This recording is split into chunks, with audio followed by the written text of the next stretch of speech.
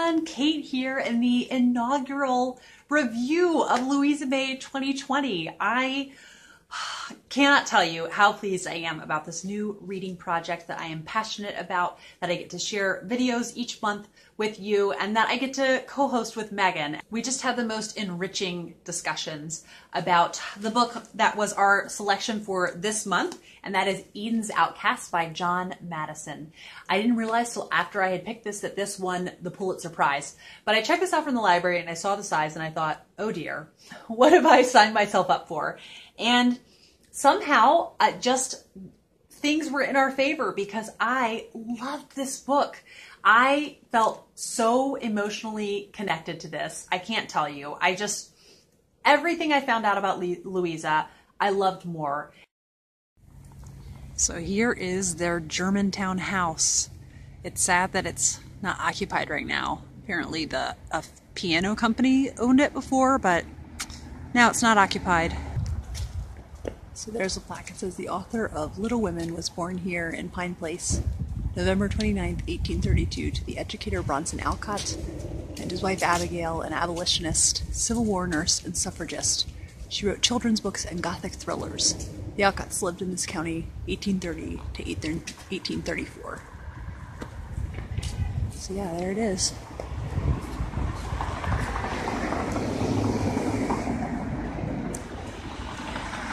I actually felt pretty emotional being there because just reading this biography, I felt so much of a connection to Louisa and that she was such a kindred spirit, and also just so much empathy and love for her because of how arduous her life was, and just so much respect for her as a person. And I did totally have to go up and touch the front of the house. Like, I need to touch the house that Louisa May was born in. And it was also just kind of wild to think about little Louisa, who was, when they were 2, they moved out of this house. So around Arthur's age, my little Arthur, running around in this house.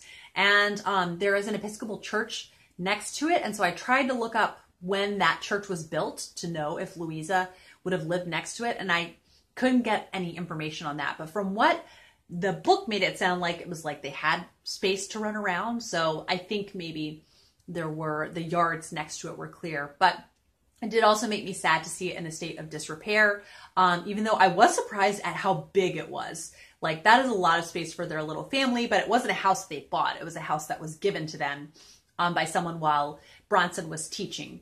And so, yeah, just sad that it was in a state of disrepair. It was owned by a piano company, and now it's for sale. So I don't know what will happen to it, but I just felt really honored to get to go look at it and really excited that you all could see the video of that.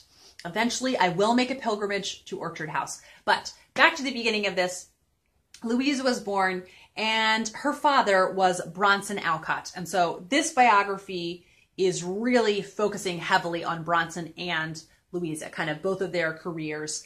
And they have the same birthday. So she was born on his birthday. But very quickly, it becomes apparent that Louisa's older sister, Anna, who is a couple of years older than her personality is a lot more similar to Bronson than Louisa's personality, which is very similar to her mother's. Her mother's name was Abigail, and friends and family called her Abba. And I just really, really found it fascinating to hear about this family. Bronson was a declared transcendentalist, which I wrote down the definition because I did not want to forget it. Transcendentalism is an idealistic, philosophical, and social movement which developed in New England. Other notable transcendentalists would be Ralph Waldo Emerson and Henry David Thoreau. And it is a combination of Romanticism, Platonism, and Kantian philosophy, and basically that divinity pervades all nature and humanity. So kind of if you just open yourself up to it, you can see divinity in everything. And sounds okay, at first glance. So at first, Bronson and Abba get married and they're living in this house in Germantown while he's teaching. And then eventually he starts to teach the kids sex education. And so in the 1800s, this is not going to go over well. But I think about those horror stories that you hear where there would be girls who would get married and just would have no idea what was going to happen. And so to me, I was like, oh, that's like such a good thing. You know, somebody shouldn't go in to getting married being totally clueless about the facts of life. And so I was really on his side about that aspect of, you know, of things that happened. And so he's fired from that and starts traveling around. The family really does not have a lot of money. You know, they're really, really struggling, and comes in contact with some other transcendentalists that had started a school modeled after his. And so then this was in England, he brings some of them back with him, and they start a commune called Fruitlands. And they're just going to like achieve like the highest spiritual enlightenment that you can achieve. And you can tell I'm already like really cynical about this because they were not practical. They didn't want to eat any animal products, which, like, if you're convicted of that, go with it, do it. But then you need to figure out a good nutrition profile. They were just like winging it. And in addition to not eating any animal products, they didn't use salt. So they would eat like plain tasteless porridge for breakfast. And that was their breakfast. So just really not a lot of creature comforts happening. There were several people that joined them at this commune, but a couple left fairly early on. And it ended up only lasting about 6 months. And I think people really started to worry that they were going to starve to death. They were just kind of wasting away. And just so much about it that bothered me, with kind of Abba really picking up the slack, because these philosophers, you know, the men living here are so concerned with their ideas and their theories, but not in anything practical in daily life. And like someone has to cook food for you to survive. Someone has to wash clothes for you to be able to wear them. Someone has to clean the house for you to not live in squalor. And just not thinking about this. For instance, there was one day that they had a successful barley crop. And so it was all sheaved and waiting to be taken into shelter, maybe into a barn. And they were off like gallivanting, meeting other transcendentalists, and a big storm came. And so Abba and the girls that could help ran and took all the barley that they could and put it in shelter, and like around half of it was wasted. So this was definitely the part of the book that I disliked Bronson most. And towards the end of the project, he asked another man, like, do you think actually my family is holding me back from achieving like true spiritual enlightenment? And his friend is like, yes, I do. I think if you didn't have your family with you, then you would be achieving true spiritual enlightenment. So I was really unhappy at this point. The commune's, but he decides he'll stay with his family, and the commune breaks down. And then eventually he has basically a nervous breakdown. And at this point it becomes clear it seems really likely that he had bipolar. And so my sympathy definitely went up then, that he wasn't just being incredibly selfish. He was genuinely struggling.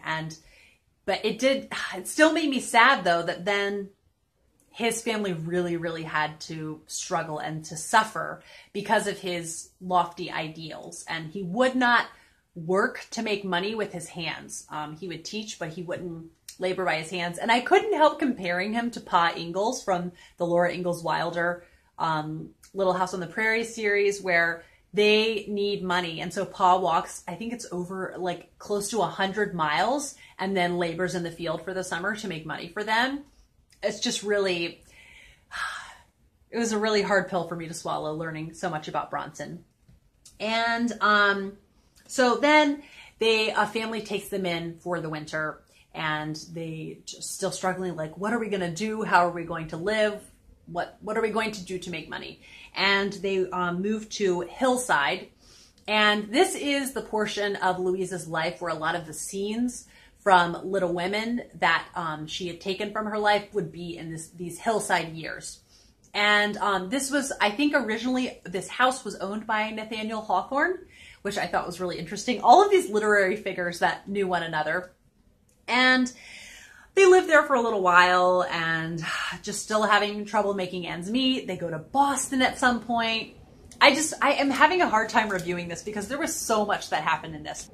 But while they were in Boston, she did publish her first work, which was Flower Fables. It was a collection of short stories. I have not read it. Like I said before, I've only read Little Women, so I have so much catching up to do. And she was just so proud to hand it to her mother, who had always encouraged her writing. And it was just really exciting. A detail about Louisa that I loved learning is that she was such a physical being. She loved to run, which I think you don't think of 19th century girls loving to run, you know, just kind of being restricted and all of that. But she loved to run. And so when they lived in Hillside, she actually had a bedroom that opened directly into the woods, and she was able to run right into the woods whenever she wanted, and she would practice writing. So it's just really neat to hear about, even in the midst of all these struggles, everything she goes through, she was still able to put out some amazing works. So then for a little while, they moved to Walpole, New Hampshire, and I think you can still see the house that they lived in there. And all of this moving around, trying to figure things out. Finally, they end up buying Orchard House in Concord, Massachusetts. And that is where the Louisa May Alcott's Orchard House is, and you can visit it. And I really want to visit it someday. Hopefully I will. So then I want to move on to my tabs that I have. And they're there for a little while, and she starts, she's working on other writing. She's kind of contemplating things, and she's working on a book called Moods. But then the Civil War breaks out, and she decides she wants to help. She wants to do her part. And so she serves as a Civil War nurse. And it's just really, I mean, I think you can only imagine what being a war nurse is going to be like until you're actually doing it. And there was, at one point, a soldier died in her arms after his wounds. And she just was able to comfort him as he's dying. So it's this really intense moment. And I love this one statement about her. And it says, "Of all the moments that influenced Louisa's thinking about human relationships, none was more important than this. It exemplified what she came to see as the greatest good in life, the sweetness of sharing another's adversity. In much of her best fiction, emotional climaxes occur when central female characters offer to share the burdens of those they love. Alcott heroines tend to interpret times of challenge as opportunities to transcend selfishness. These opportunities are almost always accepted." And that is what I love about Little Women. And I can't wait to see more of it. And I can't wait just to see how that plays out in other books. I think that's such a really powerful device to have in literature, and I love seeing it in other books as well. So she started writing about her experiences serving as a war nurse, and then eventually put together what is known as hospital sketches, and this was very well received. Unfortunately, shortly after publishing Hospital Sketches, she came down with typhoid fever and was kind of on the brink for a while, on the brink of death. They weren't sure if she was going to live through the illness. Her father came and brought her back home when she was able to travel. But the really upsetting part about this is, you know, she lived through this. But one of the tools they used to try to cure her typhoid fever was mercury. And so then it says, for the next 7 years, Louisa had no idea what was wrong with her. Unaware of the toxins that had lodged permanently in her system, she had no accurate explanation for her searing headaches, her chronic weariness, and the intermittent pain in her legs. She had no good name for the condition that stole her youthful vigor and was later to disable her for months at a time. She attributed her symptoms to neuralgia, or, not implausibly in view of her writing habits, to overwork. It was not until 1870 that, while traveling through France, she happened on an English physician who finally explained that she was suffering the effects of her erstwhile cure. Louisa was, in effect, a lingering casualty of the Civil War, and the last 25 years of her life were the history of a glacially slow mortal illness. So it was really, really heartbreaking to see this. You know, she may have been cured, but then she had mercury poisoning for the rest of her life. And for someone who liked to run for fun, that was what she liked to do, to then be taken down so much is really heartbreaking. So I did find myself fairly melancholy while reading this. But she was still able to accomplish a lot. And through those trials, she really grew as a writer and was able to then publish some amazing works. So her first kind of big novel that was published was called Moods. And she wanted it to be this adult novel that was a psychological study of the main character. And then, unfortunately, which this happens with several books, she's really rushed for time and has a lot of trouble getting the novel to what she wants it to, and then hands it to the publisher. And then in its published form, she was like, wait, this is not my book. Some of the plots were cut out, and just so much of it, she felt it wasn't how she wanted it to be. So eventually, years and years later, I think it was 1882, she was able to publish a heavily revised version. So Moods is actually not one of the books that we'll be reading in our Louisa May 2020 project. So hopefully at some point I will get to it, but it says, a work of high ambition and extreme candor, Moods fell victim to the inexperience of its author and to the overly commercial sensibilities of its editor. And so that comes into play later on with plot elements in Good Wives, the second part of Little Women. So, you know, she's trying to help her family out, to support her family. So she did make money off the writing that she was publishing. Hospital Sketches really brought her some good fame. And then Moods did sell, but I think it got very mixed reviews. But then eventually at some point she started to travel through Europe, and you get to hear about, she had a little bit of relief from her chronic health issues while she was in Europe. But then she kind of had relapses again. But she got to visit Lake Geneva. It says it was the end of September 1865 when Louisa and the Wells, people she was traveling with, arrived at this place of unique beauty, one where, as the younger Henry James observed a few years later, grandeur and charm were constantly interfused and harmonized. Through the sloping land above the lake, visitors followed grass-grown footpaths through fertile orchards.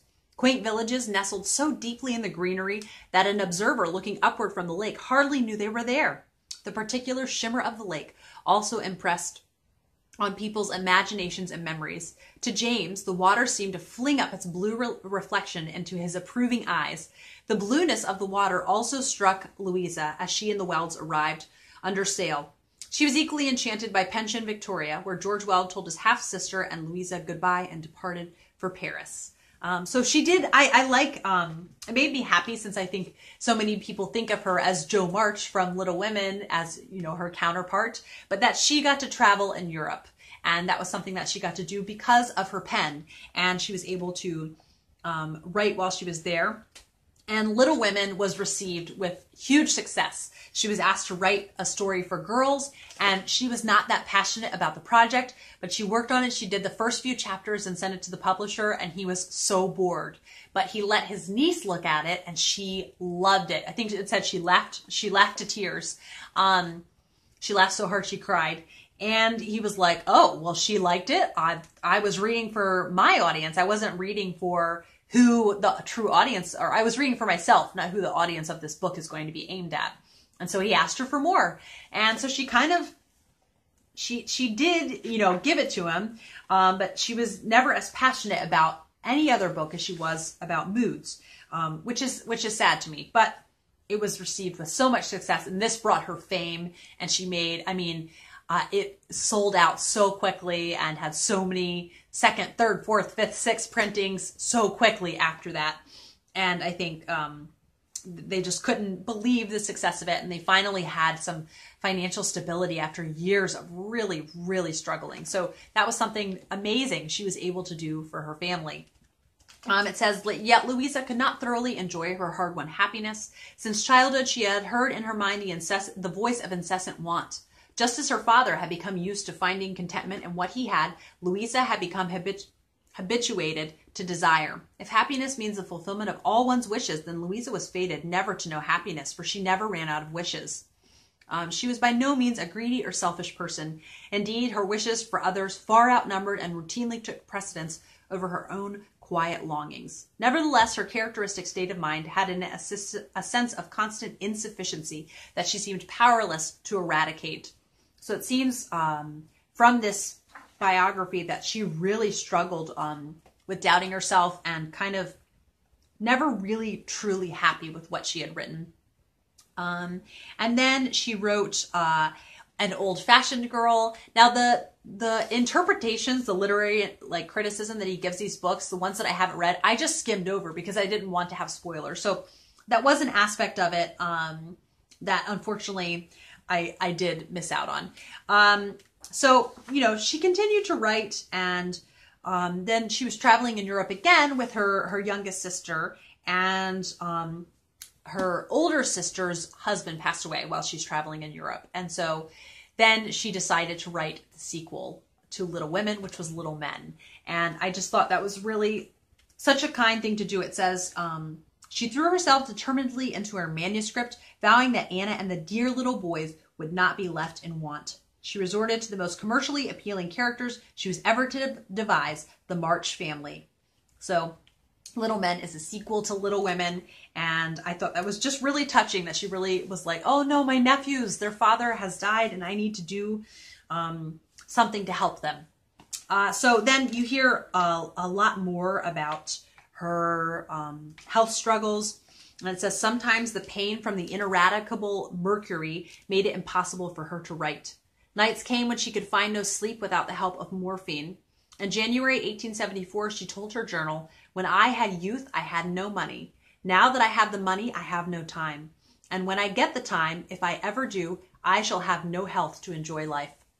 So I did forget to say, and most about Bronson, because I just wasn't as interested in him. I found all the bits about Louisa so fascinating ones with Bronson. I was like, okay, I'll read through this part about Bronson now. He did have a successful book called Tablets, which was like little bits of wisdom that was published the same day as Little Women. So they have the same birthday. Then their big books were published on the same day. And then she did, from Little Women, she became somewhat of a celebrity. And I think she didn't quite love that because people would just show up at her door. I think hopefully that doesn't happen to authors as much nowadays. But a really cool fact to find out about Louisa is that she was the first woman, the first conquered woman ever to register to vote. And I was like, of course she was. Like, of course she was. Why would I be surprised to hear that? She did really struggle to feel kind of accepted by Bronson and to feel validated as a person. But I did really enjoy hearing, they really struggled, and it seemed as she started to publish things, he kind of realized how special she was, which it does make me sad that like he would only realize that because she published books, but then it's neat their relationship really did get better. And he wrote a poem about her, and it says, when I remember with what buoyant heart, midst war's alarms and woes of civil strife, in youthful eagerness thou didst depart, at peril of thy safety, peace, and life, to nurse the wounded soldier, swathe the dead, how pierced soon by fever's poisoned dart, and brought unconscious home, with wildered head, thou ever since mid languor and dull pain, to conquer fortune, cherish kindred dear, hast with grave studies vexed a sprightly brain, in myriad households kindled love and cheer, ne'er from thyself by fame's loud trump beguiled, sounding in this and the farther hemisphere, I press thee to my heart as duty's faithful child. I